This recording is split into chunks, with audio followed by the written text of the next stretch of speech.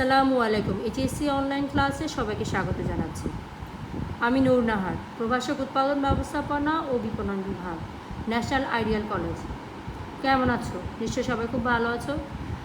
বাসায় বসে সুন্দরভাবে পড়াশোনা করছো, ক্লাসগুলো নিয়মিত করছো আশা করছি। চলো আজকে আমরা নতুন কিছু বিষয় নিয়ে আলোচনা করব। আমাদের আজকে উৎপাদন ব্যবস্থাপনা ও বিপণনের দ্বিতীয় পত্রের সপ্তম অধ্যায়ের কিছু বিষয় নিয়ে আলোচনা হবে। তো চলো আমরা কী বিষয়গুলো নিয়ে আলোচনা করব সেটা একটু জেনে নিই। প্রথমেই আছে খুচরা ব্যবসায়ের ধারণা, তারপর আছে খুচরা ব্যবসায়ী কে, তারপর হচ্ছে খুচরা ব্যবসায়ের বৈশিষ্ট্য, তারপর আমরা দেখব খুচরা ব্যবসায়ের বা ব্যবসায়ীর কার্যাবলী।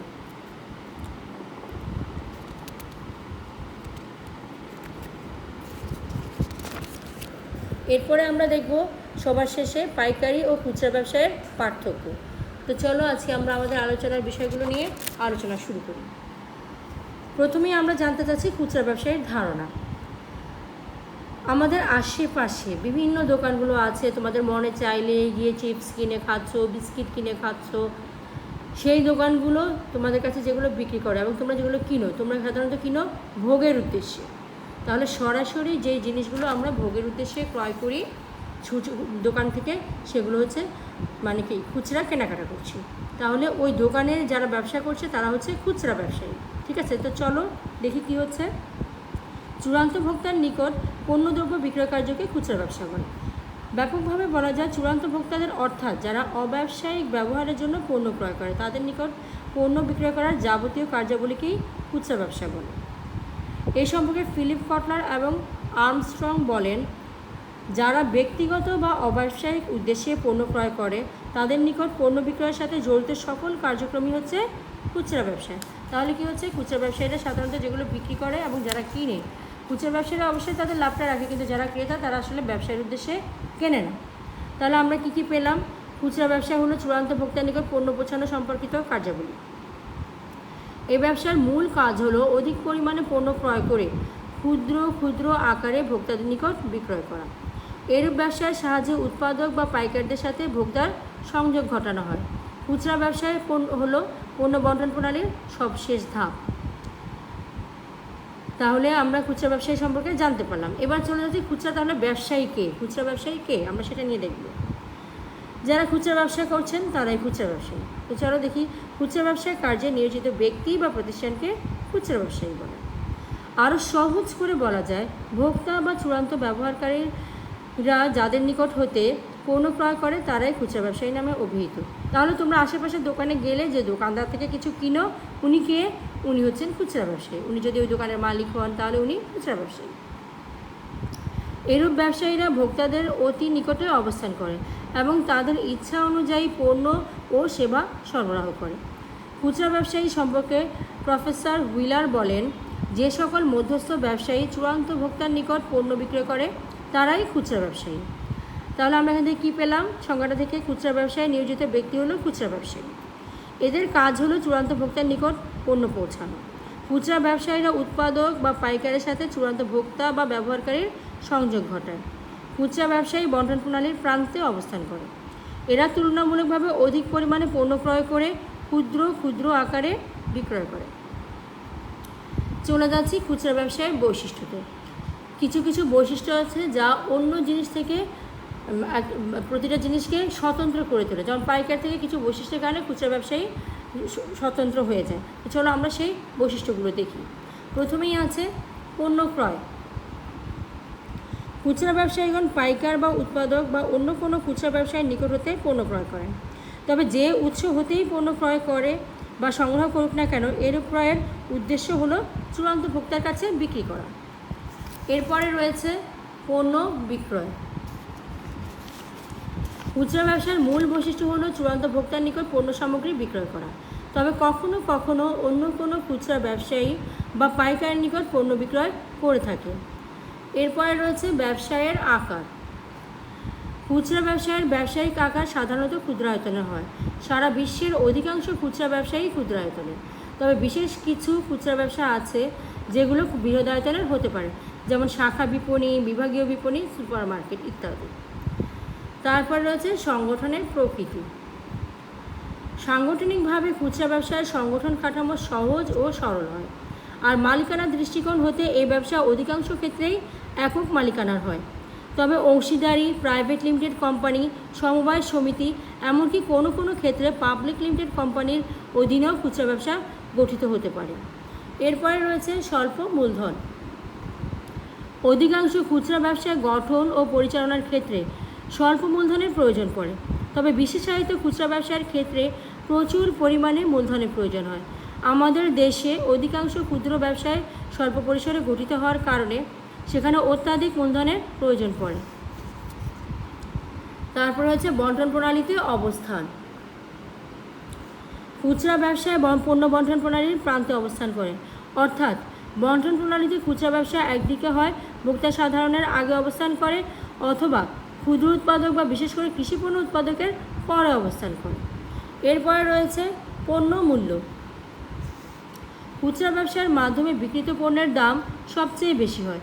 এরূপ মূল্যের জন্য খুচরা ব্যবসায়ীগণ এককভাবে দায়ী নয়, কারণ পণ্য বন্টন প্রণালীর সকল পক্ষের খরচ ও মুনাফা বা কমিশন চার্জ করার পর তাদের নিকট পণ্য হস্তগত হয়।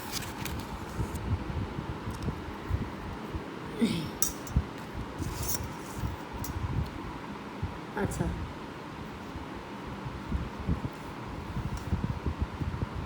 সরি একটু লেট হলো। এবং তাদের নিকট পণ্য হস্তগত হয় এবং তাদের মুনাফা যোগ করলে পণ্যের মূল্য আপনা আপনি একটু বেশি হয়ে যায়। এরপরে রয়েছে পণ্যের সংখ্যা। খুচরা ব্যবসায়ের মাধ্যমে ভোক্তাদের প্রয়োজনীয় সকল পণ্যদ্রব্যই বিক্রয় করার চেষ্টা করা হয়। এ কারণে খুচরা ব্যবসার মাধ্যমে একসঙ্গে সর্বোচ্চ সংখ্যক পণ্য বিক্রয় করা হয়, তবে বিশেষায়িত খুচরা ব্যবসার ক্ষেত্রে পণ্যের সংখ্যা একেবারেই কম হতে পারে। যেমন শাখা খুচরা ব্যবসার ক্ষেত্রে একটি মাত্র বা মাত্র কয়েকটি পণ্য বিক্রয় করা হয়। এরপরে রয়েছে বিক্রয় পদ্ধতি। খুচরা ব্যবসায়ের বিক্রয় পদ্ধতিতে স্বতন্ত্র বৈশিষ্ট্য লক্ষ্য করা যায়। তারা একত্রে তুলনামূলকভাবে অধিক পরিমাণে পণ্য ক্রয় করলেও ক্ষুদ্র ক্ষুদ্র আকারে বিভক্ত করে বিক্রয়ের ব্যবস্থা করে, তবে বিক্রয়ের পূর্বেই তারা এরূপ বিভক্তিকরণের কাজটি সমাধান করে থাকে, যাতে ভোক্তাদের চাহিদা মতো পণ্যগুলো অতি দ্রুত সরবরাহ করা যায়। এখন তো আমের সিজন, তোমরা দেখবে আমের দোকানদাররা কী করে, বিভিন্ন সাইজ অনুযায়ী আমগুলো আলাদা রাখে, এবং সাইজ অনুযায়ী কিন্তু দামও কিন্তু ডিফারেন্স হয়ে যাচ্ছে। শুধুমাত্র আম না, বিভিন্ন পণ্যের ক্ষেত্রে দেখবে, বিশেষ করে কৃষি পণ্যের ক্ষেত্রে সাইজ চেঞ্জ, দামের কিন্তু চেঞ্জ এসে যায়, একই ওয়েটে দামে প্রচুর ডিফারেন্স হয়ে যায়। তারপরে চলে যাচ্ছি আমরা ভোক্তাদের সাথে সম্পর্কের ক্ষেত্রে। খুচরা ব্যবসায়ীগণ ভোক্তাদের সাথে অবস্থান করে বিধায় তাদের সাথে ভোক্তাদের প্রত্যক্ষ সম্পর্ক গড়ে ওঠে। তাই বলা যায় খুচরা ব্যবসায়ের সাথে ভোক্তাদের যেরূপ সম্পর্ক গড়ে ওঠে তা অন্য ব্যবসার ক্ষেত্রে সম্ভব নয়। এরপরে আমরা পড়ব হচ্ছে খুচরা ব্যবসায় বা ব্যবসায়ীর কার্যাবলী।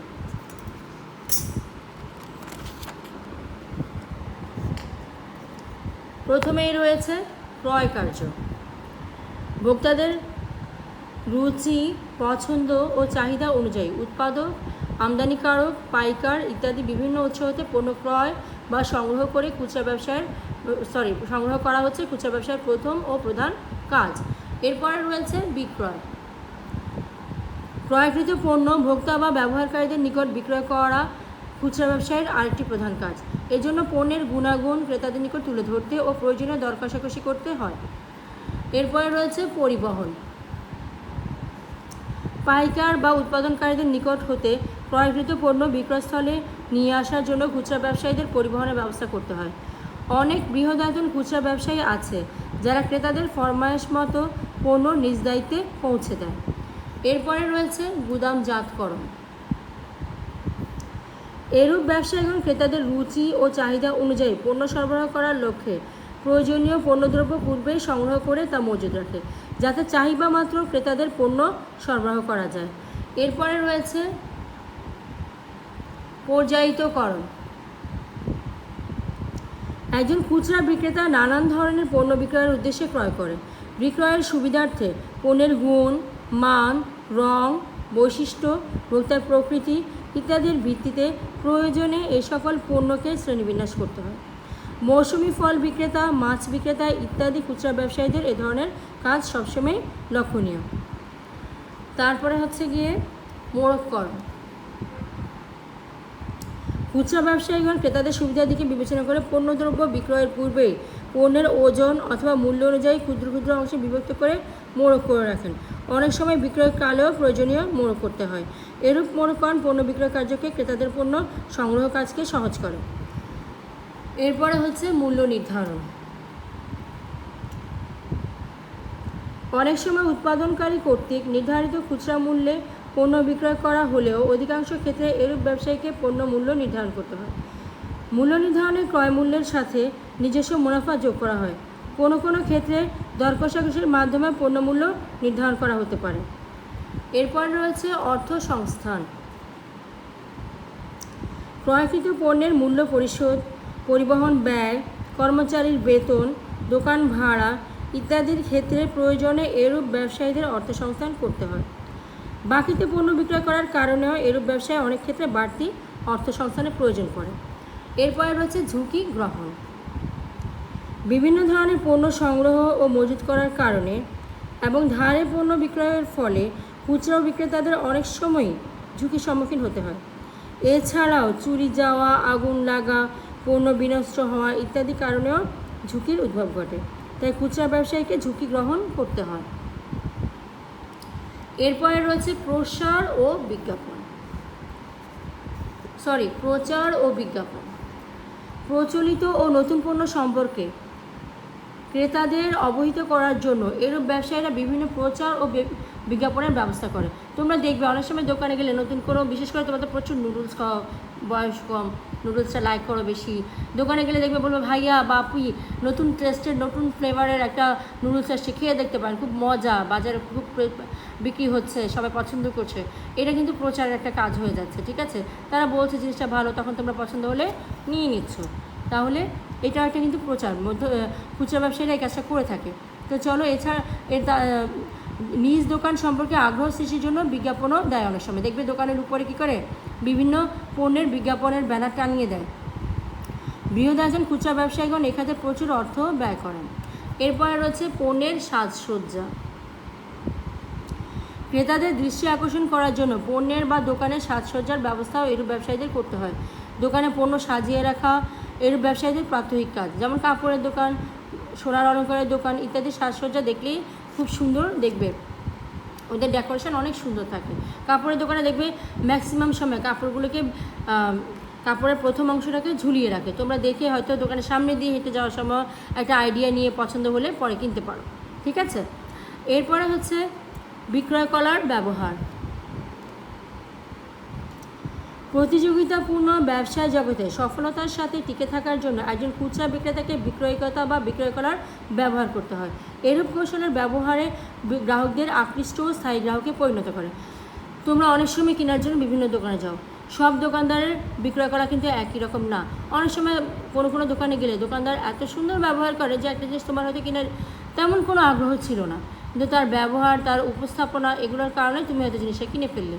এটাও কিন্তু খুচরা বিক্রয় বৃদ্ধির একটা কৌশল, ঠিক আছে? এরপরে রয়েছে সেবা প্রদান। ক্রেতা বা ভোক্তাদের রুচি ও পছন্দের সাথে সঙ্গতি রেখে বিভিন্ন ধরনের সেবা সুবিধা, যেমন নির্দেশনা মতো পণ্য সরবরাহ, গুণাগুণ ও ব্যবহার বিধি সম্পর্কে অবহিতকরণ ইত্যাদি প্রদান করতে হয়। অনেক খুচরা ব্যবসায়ী বিক্রিত পণ্যের বিক্রয়ত্ব সেবাও প্রদান করে। অনেক সময় তোমরা কিছু কিনলে দোকানদার হয়তো বলতে পারে ভাইয়া যদি ভালো না লাগে আপনি কিছুদিন ব্যবহার করে আবার নিয়ে এসেন, আমরা দোকানে ফেরত দিতে পারবো, আমাদের সুবিধা আছে। বা আমরা অনেক সময় খুচরা দোকানে যেমন ঘড়ির ব্যাটারি ঠিক করি, ব্যাটারির পেছনে কিন্তু কী করে 1 বছরের ডেট লিখে দেয়, লিখে দিলে এর ভেতরে যে তোমার ঘড়ির ব্যাটারিটা নষ্ট হয়ে যায়, আবার তারা কী করে চেঞ্জ করে দেয়। তাহলে এটা কি সেবা পাচ্ছ না? এরপর হচ্ছে হিসাব সংরক্ষণ। নিজস্ব ব্যবসায়ের আয় ব্যয়ের হিসাব ছাড়াও এ ধরনের ব্যবসায়ীদেরকে দেনাদারের হিসাব অত্যন্ত সতর্কতার সাথে সংরক্ষণ করতে হয়। বাৎসরিক পণ্য মজুদ ও সহায় সম্পদের হিসাবও রাখতে হয়। প্রয়োজনে পাওনাদারদের হিসাবও এর ব্যবসায়ীদের রেখে থাকে। কারণ দেখবে অনেক সময় তোমার আম্মু বা আব্বু কোনো দোকান থেকে যদি ফিক্সড পণ্য কিনে খুচরা দোকান থেকে, দেখা যায় দোকানে তোমাদের নামে একটা খাতাই আছে, যেখানে তারা কি যা যা আনছে সবসময় নগদে না কিনে বাকির একটা খাতা তৈরি করে, ঠিক আছে? তো সেখান থেকে তোমরা কি প্রয়োজনের বাকি খাতায় লিখে লিখে নিয়ে আসা, মাস শেষে হয়তো আব্বু টাকা দিয়ে দেয়। এটাই এভাবে বিভিন্ন ক্রেতাদের জন্য ওরা আলাদাভাবে হিসাবও সংরক্ষণ করে, আবার নিজেদের জন্য হিসাব সংরক্ষণ করে। এরপরে রয়েছে তথ্য সংগ্রহ ও সরবরাহ। এখানে দেখো, এ ধরনের ব্যবসায়ীরা ভোক্তাদের চাহিদা এবং পছন্দ অপছন্দ সম্পর্কে বিভিন্ন তথ্য সংগ্রহ করে পাইকারদের মাধ্যমে উৎপাদকের নিকট সরবরাহ করে। অন্যদিকে পণ্যের উৎপাদন, সরবরাহ, মূল্য পরিস্থিতি ইত্যাদি বিষয়ে তথ্য সংগ্রহ করে তা ভোক্তাদের নিকট সরবরাহ করাও এর ব্যবসায়ের অন্যতম কাজ হিসেবে গণ্য হয়। এবার আমরা চলে যাই পাইকারি ও খুচরা ব্যবসায়ের মধ্যে কী পার্থক্য আছে সেটা নিয়ে আমরা আলোচনা করব। আমরা খুব ভালো করেই জানি পাইকারি ব্যবসায়ীরা তাদের পণ্য কেনার পর সেটা পুনরায় কোনো পাইকারের কাছেও বিক্রি করতে পারে, আবার খুচরা ব্যবসায়ীর কাছে বিক্রি করতে পারে। কিন্তু খুচরা ব্যবসায়ী কার কাছে বিক্রি করে? খুচরা ব্যবসায়ী সরাসরি ভোক্তার কাছে বিক্রি করে। যারা কী করছে, কিনে আবার অন্যখানে বিক্রি কোনো প্ল্যান করে না ভোক্তারা, তারা নিয়ে হয় নিজে কনজিউম করে বা ফ্যামিলি মেম্বারের জন্য নেয় বা অন্য কাউকে গিফট করে, এটাই করে থাকে ভোক্তারা। তো চলো আমরা দেখি ভালোভাবে পার্থক্যটাকে। উৎপাদক বা আমদানিকারকদের নিকট হতে পণ্য ক্রয় করে খুচরা ব্যবসায়ী বা শিল্প ব্যবহারকারীদের নিকট বিক্রয় কার্যই হচ্ছে আমাদের পাইকারি ব্যবসা। পাইকার বা অন্য কোনো উৎস হতে পণ্যদ্রব্য ক্রয় করে সরাসরি প্রকৃত ভোক্তার কাছে কারা বিক্রয় করে? খুচরা ব্যবসায়ীরা। তারপরে হচ্ছে পাইকারি ব্যবসা সাধারণত একটু বড় ধরনের ব্যবসা হয়ে থাকে, অংশীদারি বা কোম্পানি হিসাবেও এর ব্যবসা হতে পারে।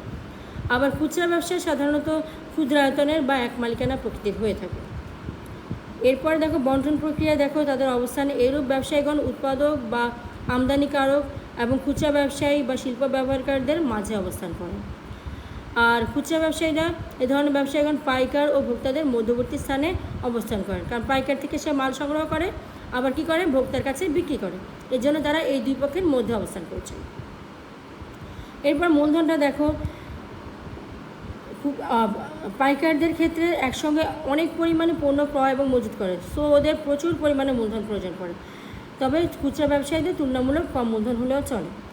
ক্রয় বিক্রয় পাইকাররা একসাথে প্রচুর পরিমাণে পণ্য ক্রয় করে এবং বিক্রয় করে, কিন্তু খুচরা ব্যবসায়ীরা ছোটো ছোটো অংশের ক্রয়ও কম করে, আবার বিক্রয় আরও ছোটো অংশে করে। ঠিক আছে। এরপর হচ্ছে অবস্থান। ভালো যোগাযোগ ব্যবস্থা রয়েছে এমন গুরুত্বপূর্ণ ব্যবসায় কেন্দ্রে এ ধরনের ব্যবসা কেন্দ্রীভূত হয় কারা? পাইকারি ব্যবসায়ীরা। আর খুচরা ব্যবসা সাধারণত শহরে, গ্রামে, গঞ্জে, জনবসতিপূর্ণ এলাকায় বা জনসমাগম ঘটে এমন যে কোনো স্থানেই গড়ে উঠতে পারে। যেমন তোমরা দেখতে পাবে পাড়া মহল্লায় প্রচুর মুদি দোকান গড়ে উঠেছে। নিতান্ত তোমরা ওষুধের দোকানও পাবে, যে কোনো ইজি ওষুধগুলো, যেমন সাধারণ রোগের ওষুধগুলো তোমরা খুব দ্রুত পাবে।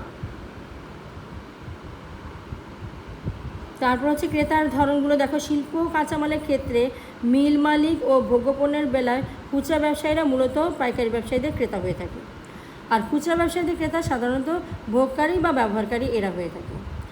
তারপর পাইকাররা সাধারণত পণ্য ক্রয়ের উৎস হচ্ছে তাদের হয় উৎপাদনকারী বা আমদানিকারক এরা। ঠিক আছে।